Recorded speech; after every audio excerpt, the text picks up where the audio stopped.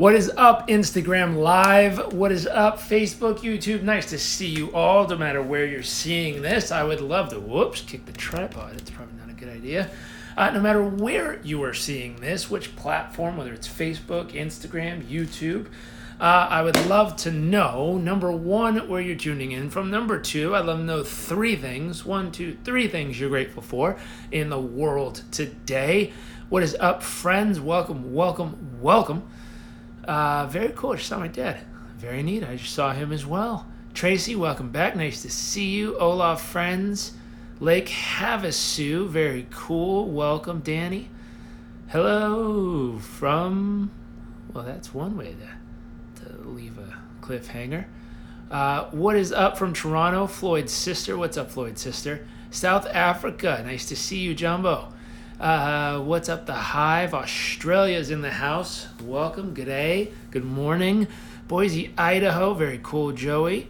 Hello from Iran. Nice to see you. Welcome. As you are tuning in, we are on day number 96 of our 100-day personal performance and business growth challenge. Now, today is a very important day on number 96 because we are going to talk about something that is crucial.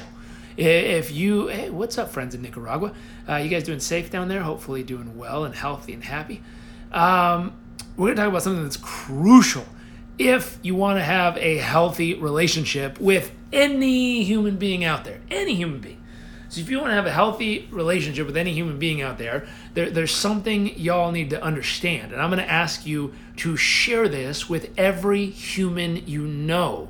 Because for some reason, at this point in history, based on the internet and all these cool sites, there's a lot of people who are straight up needing some help on how to communicate with each other. And the reason I say that is because I'm watching how they're doing it, and it's radically ineffective. And I'm sure it's frustrating to them because they're seeking to help someone make a change and not seeing any change happen, and so they're getting louder about the why they need to change and what they're doing wrong and all this jazz. But the truth is, it's not working, and I could show you something that actually does work.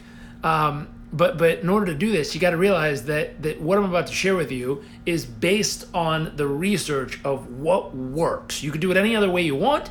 But I could tell you, based on my research and a friend of mine's research for 15 years studying this concept, she could tell you with 15 years of research that there's something that absolutely doesn't work and there's something that absolutely does work. And so what doesn't work, you're going to want to take out a pen and paper. What doesn't work if you're trying to influence the masculine energy. Now, this could be a masculine man or a masculine female, a woman. It does not have to be just a man, but if you're influencing a masculine energy, what never, ever, ever, ever, ever, ever works is criticism. You want to write this down, circle it, highlight it, put a star next to it. Criticism doesn't work if you're trying to influence a masculine energy in life. Now, that could be a masculine man. It could be a masculine woman. But criticism doesn't work. And I've noticed, because I've been following my friends here on Instagram, and I've also had some interesting messages from some of you beautiful people out there. Probably not you guys, but other beautiful people out there.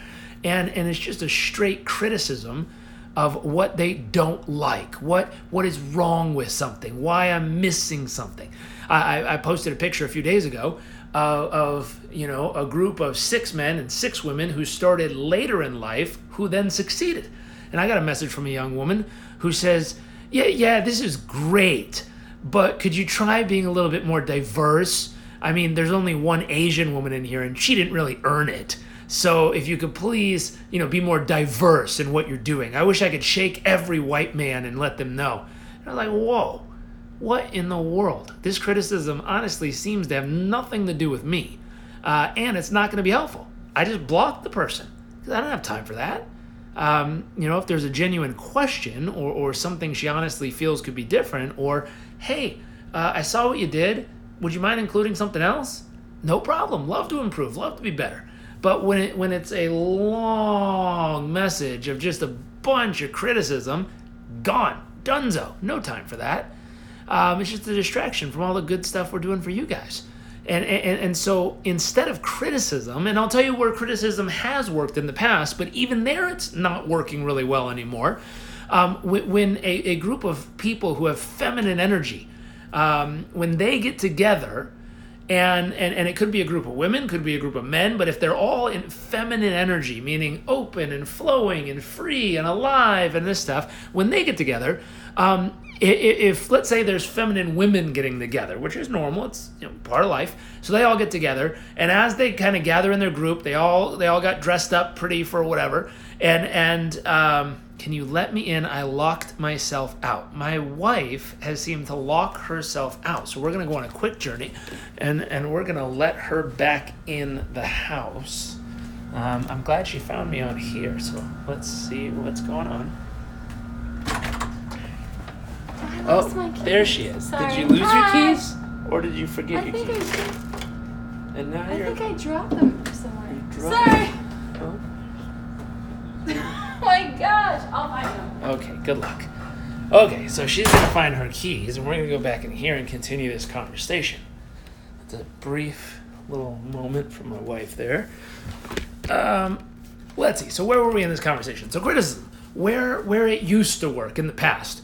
Where criticism used to work in the past, if a group of feminine women or feminine men, it could be either way, get together and they have feminine energy, and let's say a feminine woman shows up wearing a red dress with black shoes, and they get together, and as they get together, this girl wearing her red dress and black shoes walks up to her feminine girlfriends, and one of them looks over and goes, "Oh my gosh, you're wearing those shoes with that dress?"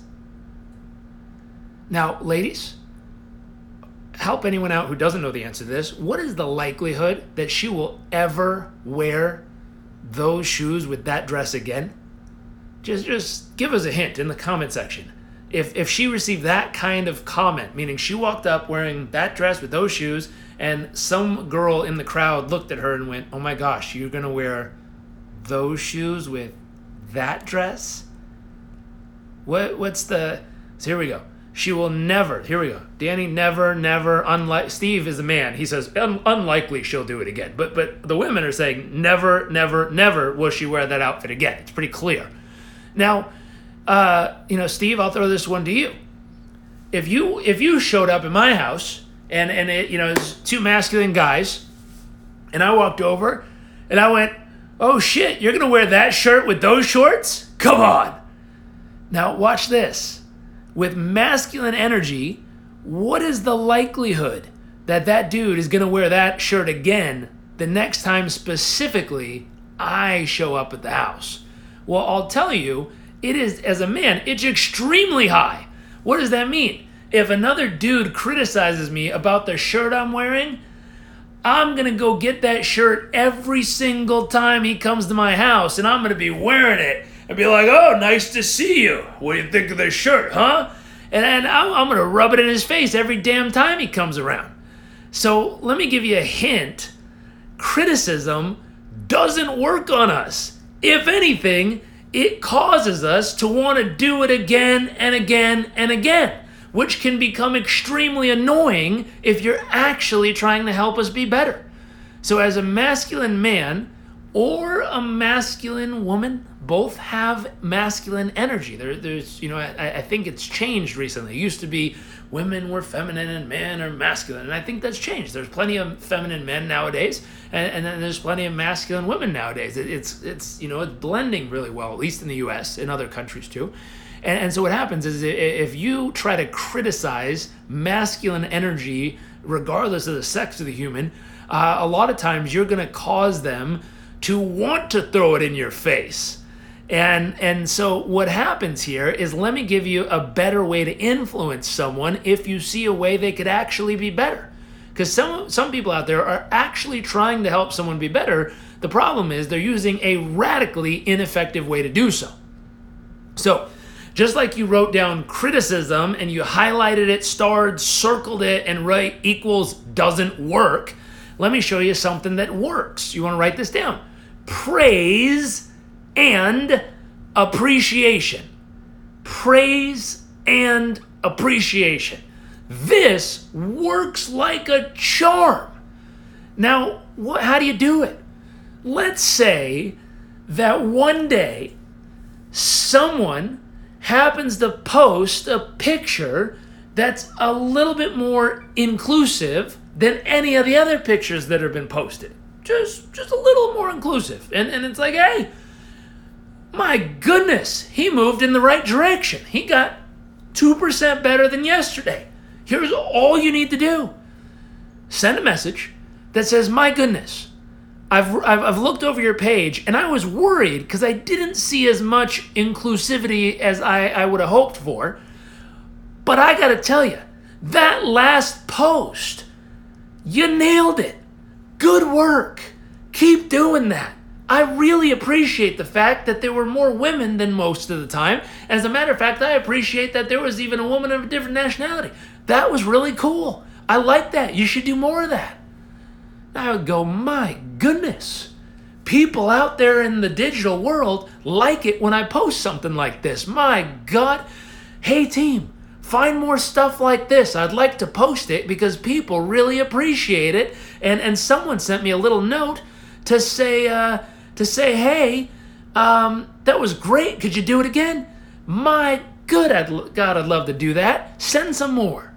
That's all you need to do. In this case, I would probably have a bunch of posts like that. Let's see. Becky says, trying to praise my husband as we're watching.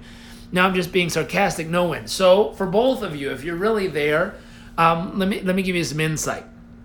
And this is extremely helpful. If you guys want, I'll go live with you if you want to chat this through real quick, and I'll give you some live feedback. But it's really, if you want to, just hit request, and I'll chat with you both on here. But for everyone who's watching, I'll give you all some insight. I was going through level 1 Gottman certification training, and it's let's see, level 1 clinical training Gottman method of couples therapy. So that's the level 1.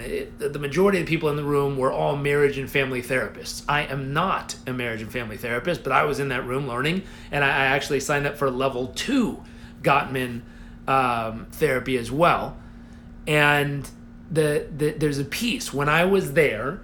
There was a piece of literature they gave us that showed us how to really listen to each other.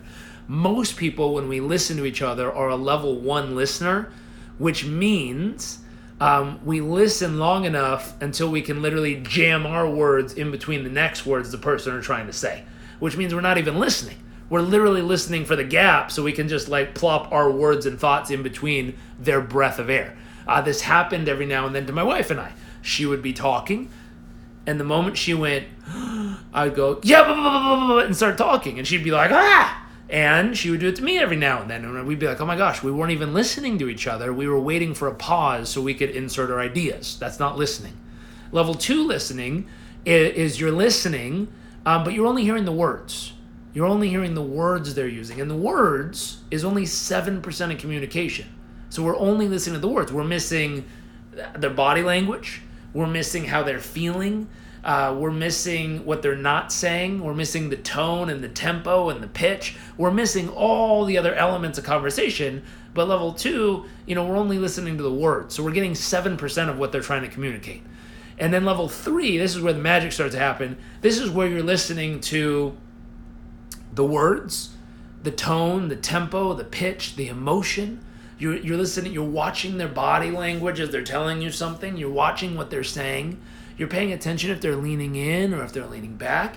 You're even paying attention to, maybe you can see a little pulse on their neck and see if their heart rate's going crazy or completely relaxed. You're watching their cues, like are their pupils dilating or staying small? You're watching all this stuff going on. And as you pay attention to all the elements of what's going on, you're really truly starting to listen. Now, in the program, they gave us this little 4-step process to learn how to listen. And number 1 was you listen at level 3. So you engage and you fully stay present as you listen to everything it is they're really saying.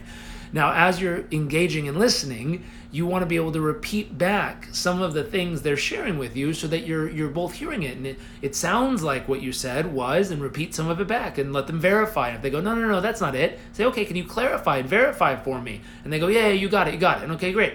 So you want to be able to repeat back what they're saying to the point that of their satisfaction, they say, you got it. You totally caught that. You really get it. Second, you want to then include the next step, which is, you want to add some empathy, which would be, wow, you want to label the emotion. That must feel really challenging. That must feel really exciting. That must feel really, like a warm hug. That must feel really good or really bad. And you let them correct you. If they go, no, it doesn't feel bad. It feels exciting. It makes me a little nervous. You be like, oh, wow, it makes you feel nervous, it sounds like. And they go, yeah. You just repeat that back. And then you say, empathetically, how would it make you feel? That would make me, this is step 3, that would make me feel kind of nervous but excited. And they go, yeah, right? And he goes, so then step 4, what do you want to do with it?